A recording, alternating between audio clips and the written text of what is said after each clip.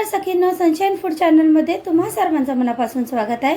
तर मी आज तुमच्यासाठी पुन्हा एकदा नवीन रेसिपी घेऊन आलेली आहे। त्या रेसिपीचं नाव आहे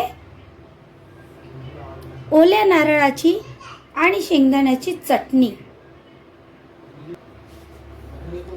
ही चटणी तुम्ही अप्पे, डोसे, आक्षे आणि इडली ह्याच्यासोबत तुम्ही खाऊ शकता। तर गप्पा गोष्टी हे होतच राहतील। रेसिपीला सुरुवात करूया।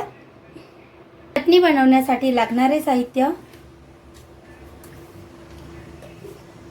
5 ते 6 मिरची, थोडासा कढीपत्ता, अद्रकचा तुकडा बारीक तुकड्यांमध्ये करून घेतलेला आहे, थोडीशी कोथिंबीर चिरून घेतलेली आहे, 1 बाउल शेंगदाणे घेतलेला आहे, ओला नारळ तोही बारीक तुकड्यांमध्ये करून घेतलेला आहे। ओल्या नारळाची चटणी जर तुम्ही करायला जाणार तर खूप खूप खूप छान लागते। त्यानंतर अर्धा ग्लास पाणी टाकणार आहोत।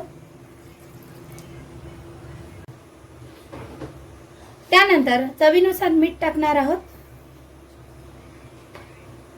आता आपण हे मिक्सरमध्ये पेस्ट करून घेणार आहोत।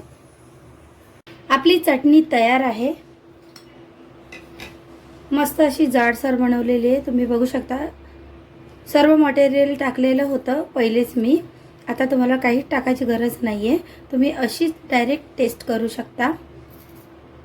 हां, जर तुम्हाला तडका मारायचा असेल तर तुम्ही मारू शकता। आता आपण एका बाउलमध्ये काढून घेणार आहोत।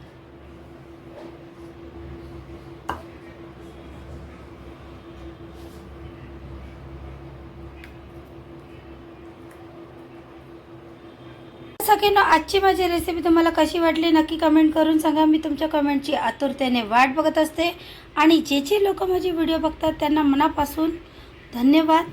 तर लवकरच आपण भेटणार आहोत नवीन रेसिपी सोबत। तोपर्यंत नमस्कार।